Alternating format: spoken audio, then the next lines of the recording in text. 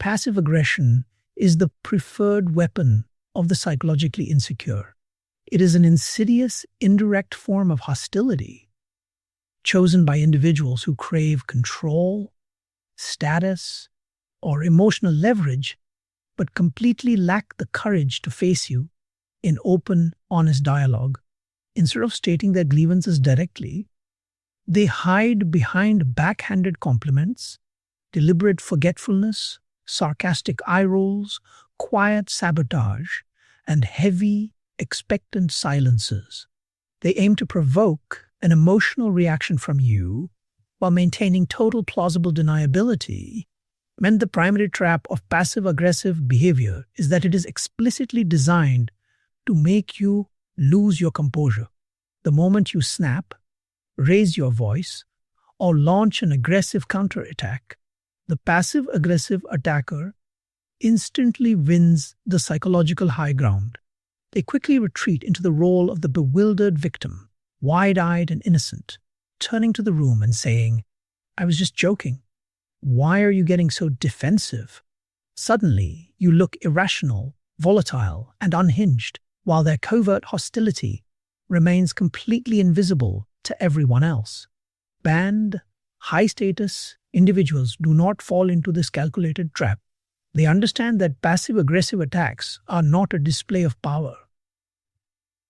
They are a desperate confession of deep personal weakness, hidden envy, and emotional cowardice. When you recognize that indirect hostility stems from an opponent's inability to confront you directly, the dynamic flips. You stop taking their jabs personally, step back from emotional engagement, and observe their attempts to provoke you with absolute, detached calm. Dale Carnegie laid down a fundamental principle of human relations: never allow another person's lack of composure to dictate your emotional baseline. To disarm passive-aggressive attacks effectively, you must master the art of radical emotional restraint. You must train your nervous system to respond to indirect hostility not with immediate anger, defensiveness, or petty return jabs, but with an unbothered, steady presence that strips the attacker of their intended leverage. When you remain totally calm, you starve the passive-aggressive person of the emotional reaction they desperately desire. They rely on your frustration to fuel their game.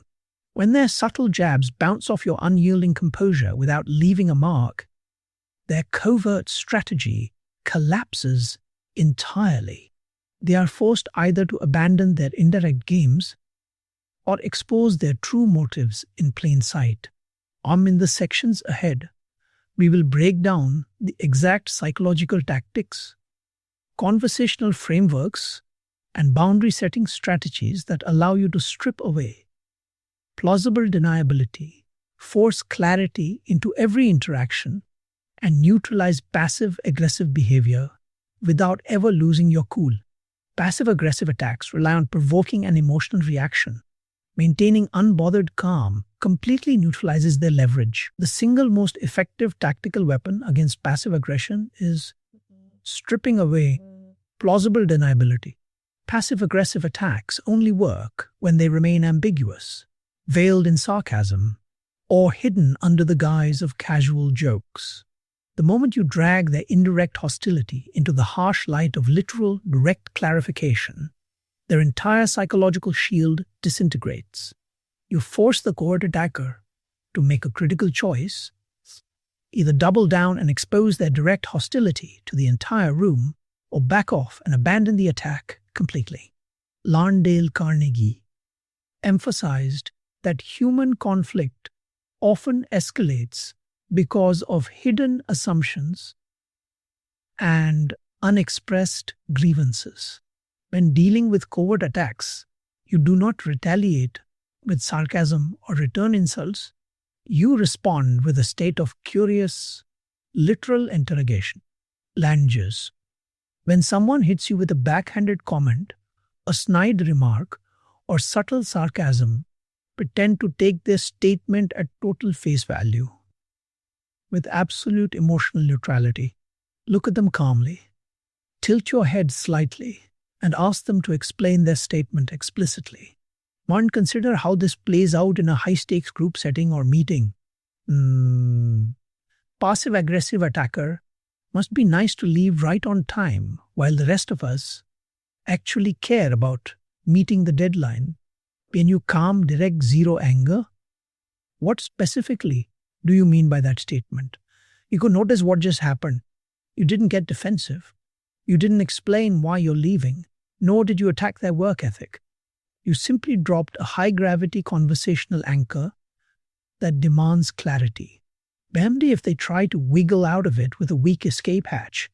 Oh, nothing. I was just making a joke.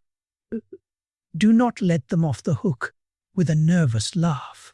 Maintain steady, unblinking eye contact and respond with calm precision. I understand. It was a joke. I'm just curious what the punchline was. Can you break it down for me? Playing that single question forces them to explain their covert insult out loud. Explaining a passive-aggressive jab strips it of all humor, destroys its social leverage, and makes the attacker look deeply uncomfortable in front of everyone present. They realize that picking a fight with you requires paying a heavy social price. Brian. Another primary form of passive aggression is deliberate incompetence and weaponized forgetfulness. This occurs when an individual agrees to a task or commitment verbally, but then deliberately delays, performs it poorly, or forgets key elements to subtly undermine your authority or project. Aim to disarm weaponized forgetfulness, eliminate all verbal ambiguity by instituting strict written accountability. When working with a passive-aggressive individual, never rely on casual spoken agreements. Immediately follow up every conversation with a brief, clear written summary, documenting agreed-upon tasks, explicit ownership, and firm deadlines. Bond. If they fail to deliver and claim, "Oh, I didn't realize that was urgent," bring out the written record without a single drop of emotional frustration. As documented in our timeline on Tuesday, this was scheduled for completion today. What steps are you taking right now to get this resolved? Lean by keeping your focus entirely on facts, clear protocols, and literal statements.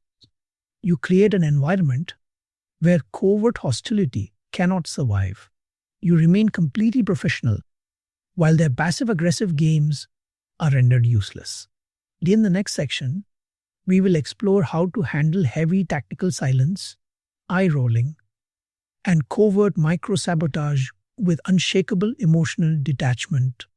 Stripping away plausible deniability by calmly asking for literal clarification forces covert attacks into the open. Beyond backhanded remarks and weaponized forgetfulness, the most common forms of passive-aggressive hostility are nonverbal, the exasperated sigh, the subtle eye roll, the deliberate exclusion, and the cold shoulder.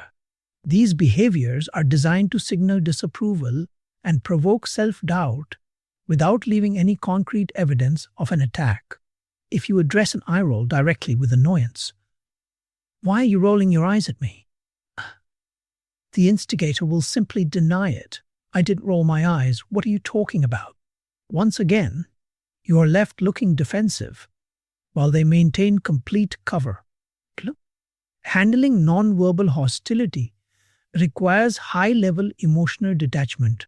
You must treat their nonverbal theatrics not as a personal insult, but as meaningless background noise. When someone sighs heavily or rolls their eyes while you are speaking, do not pause, do not flinch, and do not acknowledge the gesture emotionally.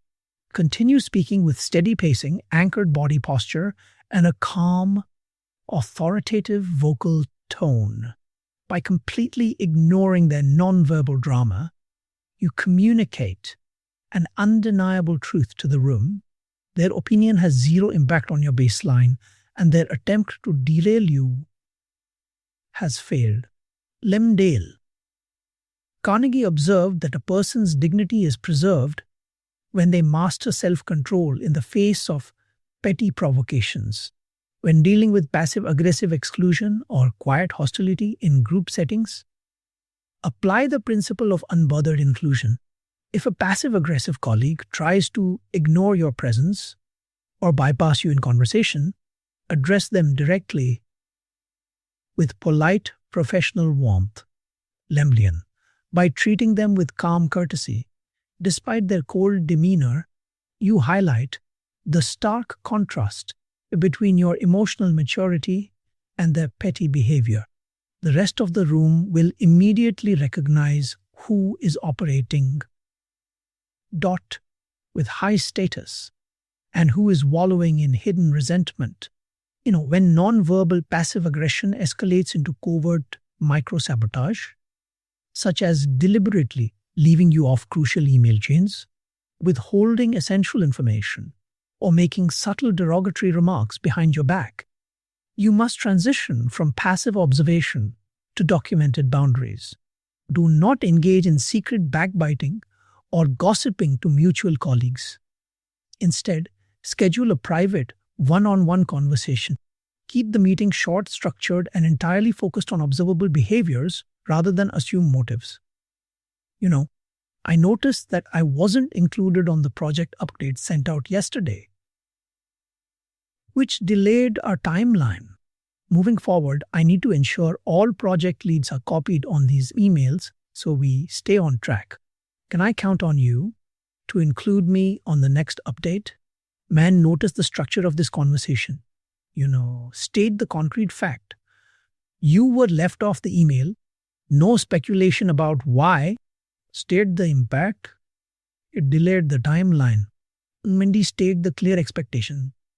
Copy all leads on future updates. Close with a direct commitment request. Can I count on you? Under this framework places the passive-aggressive individual in a box. They cannot accuse you of being unreasonable because you cited a verifiable fact and focused on a professional solution. If they agree, they are bound to a clear commitment. If they fail again, it becomes a clear, documented breach of conduct that can be escalated to higher management without any emotional drama. Shanda. When you master the art of ignoring nonverbal theatrics and addressing covert sabotage with calm, factual boundaries, passive-aggressive attacks lose all their power. In the next section, we will break down how to establish an internal psychological shield that makes you completely immune to covert hostility in high-stress environments.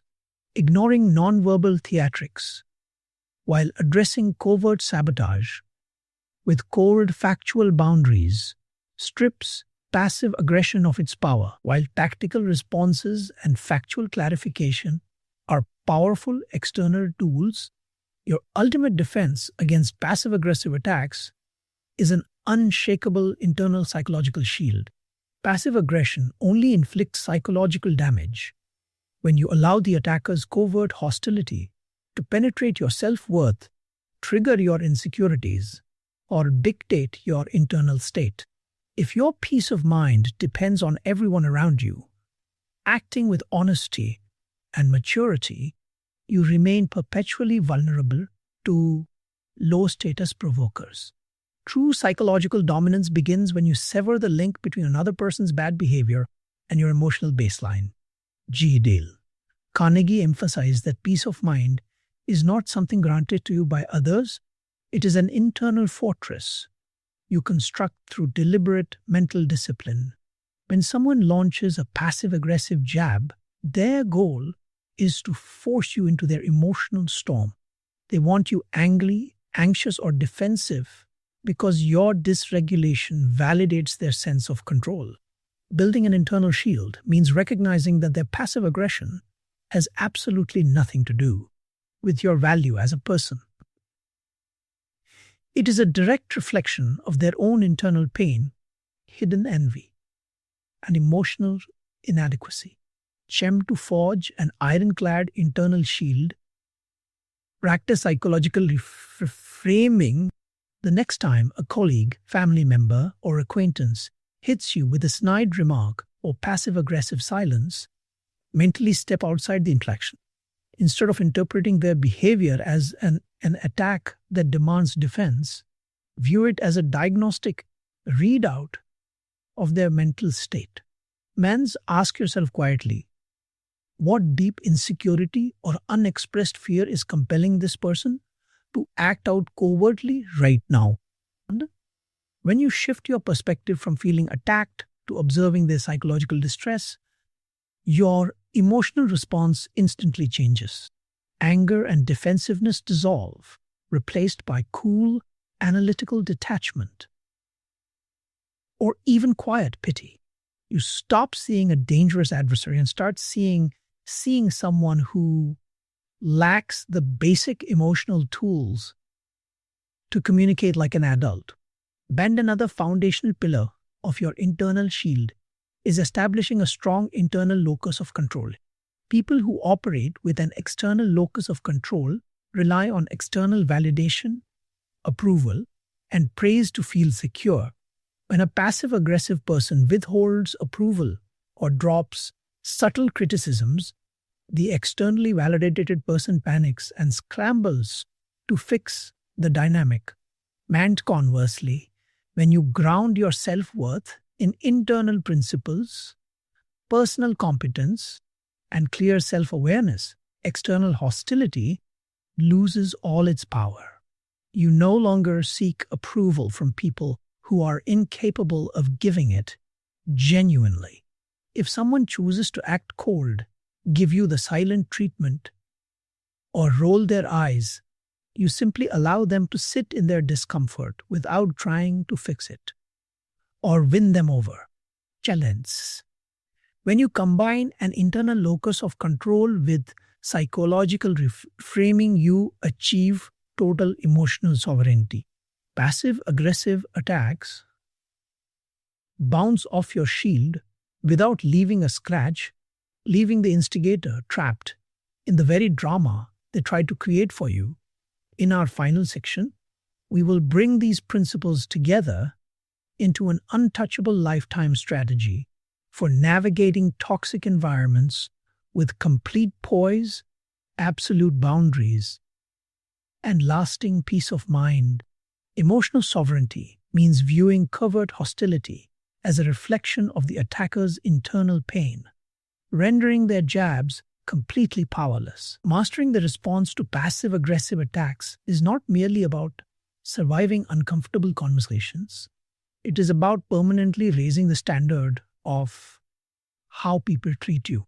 When you consistently meet indirect hostility with radical calm, literal clarification, and unyielding factual boundaries, you train your entire social and professional environment. People quickly realize that trying to manipulate, provoke, or covertly undermine you is a complete waste of their energy. Your presence begins to demand honesty, maturity, and directness from everyone who enters your orbit. Dale Carnegie's timeless core message centers on elevating human interactions by mastering self-control and leading with high character. You cannot control whether toxic, insecure, or passive-aggressive individuals cross your path. They exist in every workplace, family structure, and social, but you hold absolute total authority over how you respond to their existence. By refusing to descend into petty retaliations, loud arguments, or passive-aggressive countergames, you preserve your energy for the pursuits and relationships that actually matter. When you step into any room, carry yourself with the quiet confidence of someone who has nothing to prove and nothing to hide. View passive-aggressive encounters not as frustrating obstacles, but as ultimate training grounds for your emotional mastery. 4. Every snide remark you ignore, every sarcastic joke you calmly ask to have explained, and every boundary you enforce without raising your voice strengthens your internal psychological armor. Mend. As you move forward, let your guiding principle be unbothered excellence. Let others play their low status games, hide behind sarcasm, and wallow in covert resentment. You remain grounded in your vision, focused on your goals, and completely immune to the emotional noise around you. By holding your ground with unwavering composure, you command authentic respect, protect your inner peace, and step into true psychological dominance. Unbothered composure transforms toxic provocations into proof of your psychological dominance and emotional maturity.